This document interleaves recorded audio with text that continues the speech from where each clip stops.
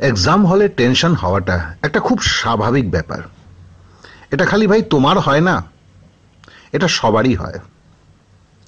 আর এই জিনিসটা খালি এক্সাম হল নয়, জীবনে অনেক সময়, অনেক ক্রিটিক্যাল সময়ে এইরকম টেনশনটা হয়ে যায়। সত্যি কথা বলতে গেলে তুমি কারো জীবনী পড়ো, কারো জীবনী সব জায়গায় আছে। তোমারও যেমন টেনশন হয়, ভারতের প্রধানমন্ত্রীরও টেনশন হয়। তার জন্য টেনশন আমার হয়, তোমার হয়, সবারই হয়। যেমন মাথার উপরে চুল গজায়, তো ন্যাচারালি টেনশন হওয়াটা কোনো আশ্চর্যের বিষয় নয়। তোমার টেনশন হয়ে গেছিল, এটা পৃথিবীর কোনো প্রথম ঘটনা নয়। এটা প্রতিদিন প্রত্যেকটি লোকের সঙ্গে ঘটে চলেছে। কিন্তু বহু দিনের প্রচেষ্টার পরে একটা এক্সাম যখন দিতে যাচ্ছ, সেই সময় হঠাৎ টেনশন হয়ে যদি পুরো ব্ল্যাকআউট হয়ে যায়, তখন কি হয়? সত্যি খুব প্যাথেটিক ব্যাপারটা হয়। এটা অ্যাজ এ টিচার আমি বুঝতে পারি। যখন ছাত্ররা বলে যে স্যার একদম কি করব, হঠাৎ কি মাথায় আসলো না, কি একদম পুরো ব্ল্যাঙ্ক হয়ে গেছিলাম আমি। ইটস ট্রু, সে মিথ্যে কথা বলছে না, আমি খুব ভালো করে জানি। টেনশন এটা হয়। আর টেনশনের একটা ক্রিটিক্যাল টাইপ আছে, একটা ক্রিটিক্যাল ফেজ আছে, যেখানে 100% ব্ল্যাকআউট হয়ে যায়। তুমি কি করছো নিজেই বুঝতে পারছো না। আর এটা কোন সময় হয় জানো? যে সময় ধরো পরীক্ষাটা তুমি খুব ভালো চলছিল, খুব সুন্দর চলছিল, কয়েকটা অঙ্ক করলে ফট করে একটা অঙ্ক আটকে গেল। যেই না অঙ্কটা আটকালো, তখন কিন্তু তুমি টেনশন হওনি। তুমি মনে হচ্ছে এই তো হয়ে যাবে, তুমি চেষ্টা করে যাচ্ছ, অথচ মনের ভিতরে কিন্তু এটা বলছে আরে সময় কমে যাচ্ছে, এবার না তুমি ছাড়ছো, মনে হচ্ছে এই তো আনসারটা এসে গেল এসে গেল এসে গেল। আর 1 মিনিট পরে হঠাৎ হলো না, তুমি বলো আচ্ছা বাবা এটা ছেড়ে পালাই, এগিয়ে গেলে সেকেন্ড অঙ্কটা কিন্তু দুম করে আটকে গেল, ব্যাস হয়ে গেল। আর হঠাৎ যেন কি হয়ে গেল, সব যাই তুমি করছো সবই ভুল হচ্ছে। এটা কিন্তু তোমার সঙ্গে হয় না, সবার সঙ্গে হয়। এটা টেন্সের মানে আমি টেনশনের কথাটা বলছি, তো টেনশনের একটা ম্যাক্সিমাম স্টেজ। তো আমার এতক্ষণ কথাগুলো যে এই যে বললাম, আমি 2-3 মিনিট ধরে কথাটা বলে যাচ্ছি তোমার কাছে, সরি তুমি করে বলছি, কারণ কি আমি আশা করছি যে তুমি এজ এ ছাত্র আমার এই এটা দেখছো।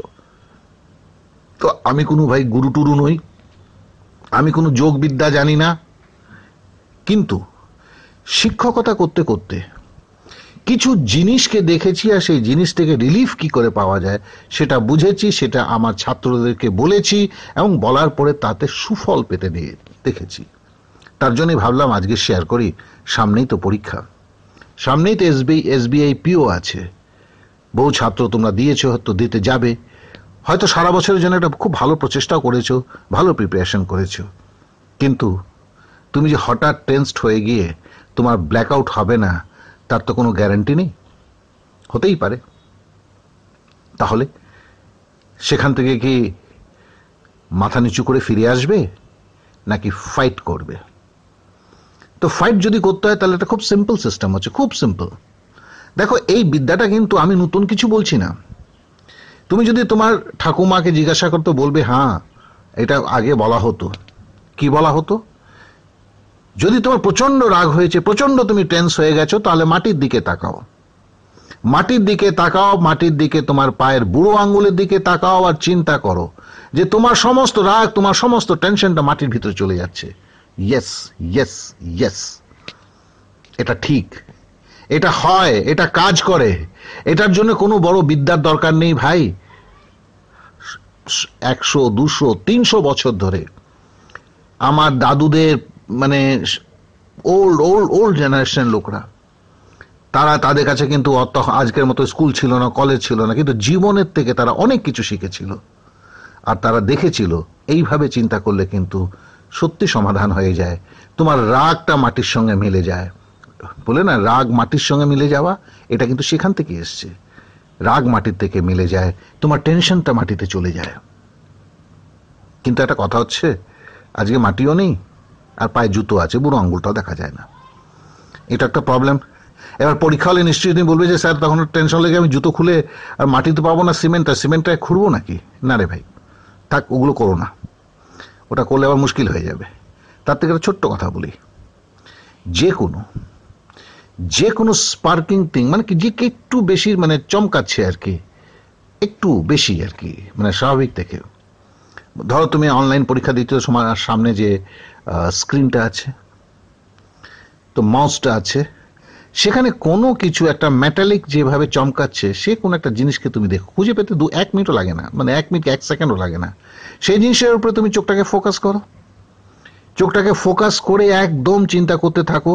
দেখো, এটা মনে মনে চিন্তা করতে হবে যে তোমার মাথার মধ্যে রাগটা বা তোমার মাথার মধ্যে যে টেনশনটা, দেখো আস্তে আস্তে মাথার থেকে চোখের পালকের মধ্যে চলে এসছে, চোখের পাতার উপরে চলে এসছে, চোখের পাতার থেকে দেখো ধপ করে এগিয়ে এসছে, এগিয়ে এসে আস্তে আস্তে আস্তে আস্তে আস্তে ওই পয়েন্টের জিনিসের উপরে ঢুকে যাচ্ছে। ট্রাই টু ফিল ইট, এটাকে অনুভব করো, এটাকে অনুভব করো, দেখবে যে সত্যি চলে গেছে, 100% তোমার রিলিফ হয়ে গেছে, তোমার টেনশনটা নেই। It's amazing. ইয়েস, এটা ঘটে, আমি অনেকবার করে দেখেছি। আমি বহু ছাত্র যারা বলে যে ভাই আমি টেন্স হয়ে যাই, বলে ভাই 10টা দিন এটা করে নে, 10টা দিন করে নে, 11 দিন আমাকে বলিস, যদি করে থাকিস সত্যি কথা বলিস, তাহলে তুই একটাই কথা বলবি, হ্যাঁ স্যার। এটা একটা 1 মিনিটের খুব ভালো একটা ইনভেস্টমেন্ট, যে ইনভেস্টমেন্টের অনেক ভালো রিটার্ন, আর এটা রিটার্নটা সারা জীবনের রিটার্ন। এটা কোনো একদিনের রিটার্ন নয় বা দুদিনের রিটার্ন নয়। তাহলে ব্যাপারটা করতে কি হবে আগে সেটা বলে ফেলি। এটা হচ্ছে, দেখো, এটা যদি তুমি না করো, তবে এটা নয় যে তুমি প্রথমবার করলে এটা রেজাল্ট পাবে, দ্বিতীয়বার করলে বা প্র্যাকটিস না করলে তুমি রেজাল্ট পাবে না, না, তুমি যখনই করবে তখন তার রেজাল্টটা পাবে। কিন্তু কি হয় জানো মজার কথাটা, যখন তুমি প্রচন্ড রেগে গেছো বা প্রচন্ড টেন্সড হয়ে গেছো, এই টেন্সটা কি করে কমাতে এটাই বেমালুম ভুলে যাবে, যদি প্র্যাকটিস না থাকে। এটাই আসল কথা।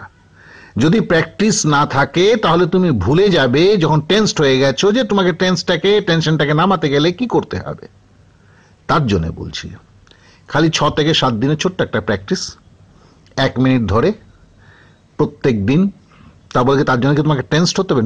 নো, টেন্সড হওয়ার দরকার নেই তোমার, কিন্তু তোমাকে ওই জিনিসটা করতে হবে। তোমাকে ধরে নিতে হবে মাথার মধ্যে কিছু টেনশন আছে, এই টেনশনটা বেরিয়ে যাচ্ছে, আস্তে আস্তে বেরিয়ে যাচ্ছে, চোখের পাতা কাছে আসলো, চোখের পাতা থেকে দুপ করে তোমার মাঝে চলে আসছে, তুমি দেখতে পাচ্ছ চলে যাচ্ছে, ওই যে চলে গিয়ে ওই যে জিনিসটা স্পার্ক করছিল, মানে স্পার্কিং মেটেলটা ছিল বা মেটালিক যেটা চমকাচ্ছিল, তার ভিতরে আস্তে আস্তে ঢুকে যাচ্ছে বা মাটির মধ্যে মিশে যাচ্ছে।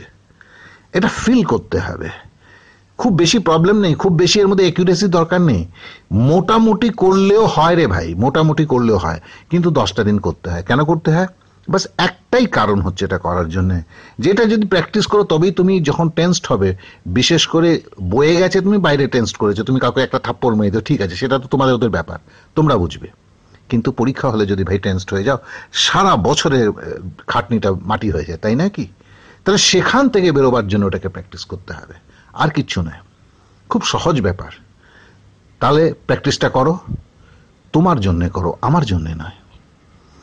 তোমার যদি টেন্সড হয়ে যাও পরীক্ষা হলে, কি করে তুমি বেরিয়ে আসবে? কারণ পরীক্ষা হলে তোমাকে সেটাই করতে হবে, কিচ্ছু করতে হবে না, এই ব্যাস এই ব্যাপারটাই করলেই ব্যাপারটা চুকে যাবে। দেখবে তুমি তোমার নর্মাল পজিশনে ফিরে এসছো, তোমার মাথা ফাটাফাট কাজ করছে, সবকিছু ঠিকঠাক আছে। আর একটা কথা বলি, আমি আগেই বলেছি যে আমি কোনো যোগের গুরু ফুরু নই, ওটা খুব ভালো জিনিস, কিন্তু আমি জানি না, আমি ট্রাইও করিনি। হ্যাঁ, এটা ছোটবেলার থেকে আমাকে আমার দাদু শিখিয়েছিল। তো পরীক্ষা হলে টেন্সডের জন্য আমি পরীক্ষা খারাপ করেছি, এটা কোনোদিন আমার সঙ্গে ঘটেনি। আমি আমার বন্ধুকে বলেছি, একটা ছিল, ওরও দেখেছি আমি টেনশনটাকে দূর করতে পেরেছি। তারপর শিক্ষকতার সময় বেশ কিছু ছাত্রকে, যার সঙ্গে আমার খুব একটু ক্লোজ রিলেশন হয়ে গেছে, তাদের প্রবলেমগুলো শুনতাম, তাদেরকে ডেকে করিয়েছি, কাজ দিয়েছে। তো সেখান থেকে আমি বলছি, বলে স্যার যদি কাজ না করলে বয়ে গেছে, কিন্তু জেনে রাখো কাজ করবে। আর একটা কথা বলি, যে এই টেনশনটা বলি তোমার হয় আর কারো হয় না তা নয়। সচিন তেন্ডুলকরের হয়, সবার হয়, পাজিরও হয়। এখন এই টেনশনটা দূর করার জন্য সবাই এটা নিজস্ব বিদ্যা থাকে। এই বিদ্যাটা আমাদের বাংলায় প্রচণ্ডভাবে আছে। তাই তো বলি না, মাটির দিকে তাকা, রাগ সব মাটি হয়ে যাবে। তো এই যে জায়গাটা, এই যে জিনিসটা, তোমরা নিউ জেনারেশনের ছেলে, তো হয়তো আমার সময়কালীন হলে হয়তো এত করে বলতে হতো না, কারণ ব্যাপারটা তুমি জানতে। এখন নিউ জেনারেশন হয়তো জানো না, তাই বললাম। আর দেখো, একটা কথা বলি, তোমার বহু বন্ধু বান্ধব আছে, তারা দেখবে ঝট করে টেনশন হয়ে যায়, টেন্সড হয়ে যায়, একেবারে ঘাবড়ে যায় একেবারে, বা রাগ হয়ে যায় খুব বেশি তাদেরকে এই কথাটা বলবে, এটা জানাবে। আর যদি পারো তো ভিডিওটাকে শেয়ার করবে। দাঁড়ে ভাই, আমার কোনো, তুমি আমাকে সাবস্ক্রাইব করবে, আমার ভিউয়ারশিপ বেড়ে যাবে, একটু লোভ নেই তো ওতে। কেন লোভ নেই? একটা কথা খুব স্বাভাবিকভাবে জানি, যে মানুষের কাছে কিছু চাইলে না কিছু পাওয়া যায় না, যেটা পাওয়া হয় সেটা স্বাভাবিকভাবে আসে। তোমার যদি এটা ভালো লাগে আমার কথাগুলো শুনতে, তাহলে তুমি আমাকে বারবার শুনবে, তার জন্য তোমাকে আমাকে রিকোয়েস্ট করতে হবে না, তাই তো? আর যদি ভালো না লাগে, দ্বিতীয়বার দেখলেই বলবো এই লোকটা মহাবিরক্তি করে, দরকার নেই এটা কথা শুনে। তো আমি হাজার তোমাকে রিকোয়েস্ট করি, তুমি আমার কথা শুনবে না। তো সেখান থেকে আমি বলছি ভাই, যে এটাকে শেয়ার করো আর ভালো থেকো। ওকে দেন, আজ চলি।